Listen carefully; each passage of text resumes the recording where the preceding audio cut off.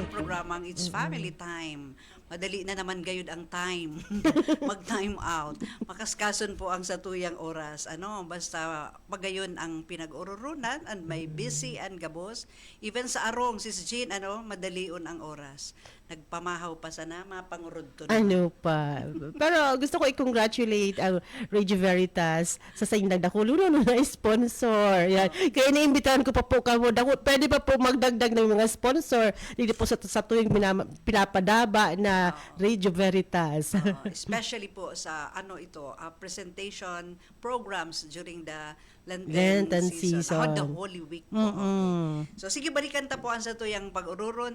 Parents as the Holy Spirit, earthly Holy Spirit of the family. Nasira po ang taga-giya, taga-guide, taga-tao, taga-giya sa bawat member of the family.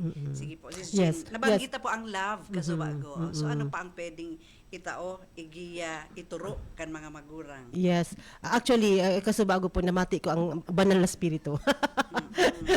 Sabi ko kay Ate Sheila, aram mo niya ako ate, ang gabos na ini ang love, ang patience, ang courage, gabos na mga values na pwede tang ikatukdo sa sato yung mga aki. Bako man ini pinagpaplano, dahil man ini pigpaplano na ini nga baka arog sa to sa mga organizations baga adi o kaya sa teacher na garo may lesson plan. Ini po sa mga daily encounters ta with our children, with our spouses. Yan po ang ang gabos na mga opportunity na kung sain maitutugdo sa inda kung ano ang gustong ipasabong sa tuya kang banal na espiritu. Like for example, ang ang self-control. O so paano mo maitutugdo ang self-control? Kung halimbawa, ang aki mo nagtatantrum. Tapos ang reaction mo sugari dagit katulos. 'Di ba? Impatience ang may tutugdo mo sa iya, di ba? Kaya ikaw muna magkaigwan ng self-control. Dapat kalma ka muna. So sa kahapon, sis, ara mo, ang naukulan ko kahapon, bago ka maggibo kang kang anything na malain sa isip, o kaya day kang maisip na iba, maghangos ka muna, dangan apo dun ang banal na espiritu. Yan. Pray just a very short prayer. Minsan nga, yung apo doon mo lang, Mama Mary, di ko tabi aram ang gigibuhon ko. Sa isip lang iyan. Pwede na yan. Talagang tutukdoan ka kung paano mo gigibuhon. Arog ka sa bagong aga. So, aki ko, grabe ang stress kang aki ko kasi, civil engineering siya, first year pa sa grabe baga ang mga tagigribo sa eskwelahan. And, nakuha pa siyang member kang band. Battle of the Bands. So, di ba? Gusto niya ito. Keyboard. Keyboardist ang sa kuyang aki. And kasubanggi, dapat siya, ma-practice na siya. Kung garing nang itulog. Pagalon siya sa maghapon. Grabe sa activities sa eskwelahan. Kaya, di ko man siya pigpukaw kasi gusto ko magkaigo siya ning grace of rest. Kasi aram ko may time pa man siya ngunyan. Pag-una ko lang ito. Ngunyan na aga, pigpukaw ko na siya. Tadi mo pigpo ko ngayon sa banggi ngayon, nagiton siya. Sabi ko niya ako, it is God's grace of rest nga nako sa imo. May siya nga nakon, don't worry nga nakon sa sa time na dai mo na nagibo ka sa banggi. Ngunyan nga nako, iga kang time. Magagalit ngayon niya kasi hindi nga ako nag-practice. No. Kung ganyan ang kung ganyan ang attitude mo towards mga circumstance na very stressful, kanya ko anak, it calls for a prayer. Kanya ko, don't you know that the Holy Spirit, God can change anything. God can change you. God can change any circumstance. Malay mo niya ako, dahil malawos ang ang practice ni Duman yan, para tawan ka ning yung panahon mag-practice. Diba? Every circumstance always calls for a prayer. And kita mga maguro, ang role ta pala is to instill that prayerful attitude towards our children. Opo. Tama po yan na ako sa totoo lang, sige ko man ang taramdigdi, sige taman ang trabaho sa office and sa tuya dati sa family and life.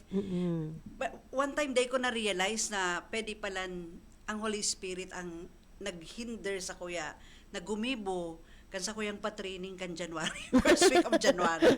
Kasi during that time, marangani ta sa kuya po na nag-ilang ako And ibinalik man ang documents ko, tamay mali sa documents ko. O ibig sabihin, dai na lawo, sabi sa kuya kan, iba kong kairibanan. Yes. Ang ramo na mga pasabong ito sa imo kan mala. Yeah. Sa hospital palan ako 1 week, imagine ang week na ito Sus, ay man. schedule kan sa kuyang pa-training. Oo. So talagang na-realize ko, arog palan talaga kaiyan. May Yes. mga times na puka-puka. Kita minsan, pig babasol ta ang sadiri ta, naging lenient kita.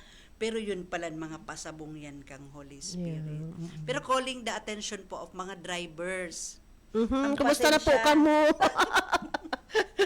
Dakulo magan auto nga niya, mga motorsiklo and mga auto.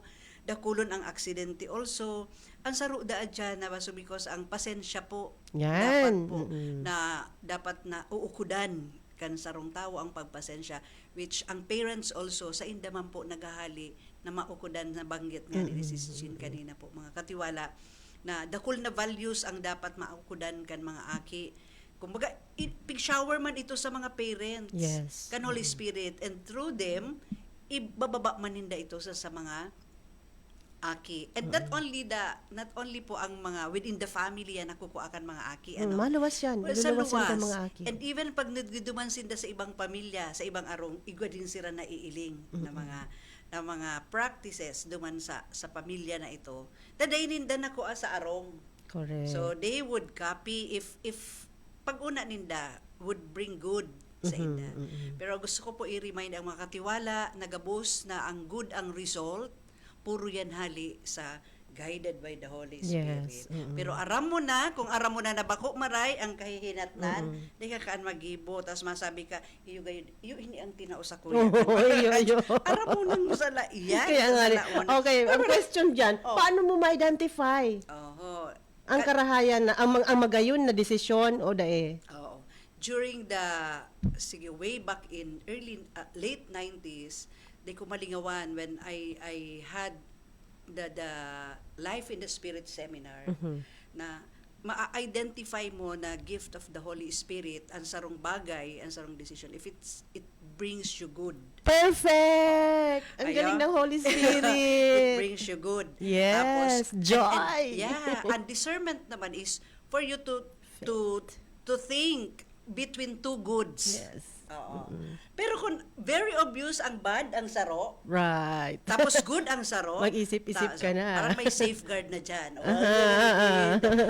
Let us listen to our conscience. Right. Pero kung minsan baga, nagkakamali pa rin kita kasi parang ini ang gusto kong gibuhon. Maski sala, di ba? Opo. Ini ang gusto ko, but that is not the gusto of Diyos. Pag aram mo, ini ang good na result, iyan ang gusto kan Diyos. Saka magduwa-duwa. Pero Ate Sheila, aram mo, sometimes God allows us to do mistakes.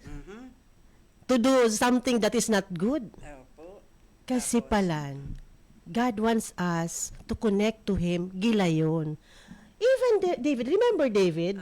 Yan, So siguro gusto kito. sa mga nawawara yan. Yes. So nalilihis. God allows din that. Oo. Iyo, kasi gustong pamati sa tuwa kang mahal ng Diyos na uni ako, tatabangan ta ka. Pag inapod mo lang ako, yaon lang ako para magtabang sa imo. And ang pagmati plan kang renewed life, mas maugmaw na maray. Diba? Buhay So na. nakabalik siya. Nakabalik siya. Naaalala ko, gustuhon ko ini sa real, sa Rome Catholic na nagsabi.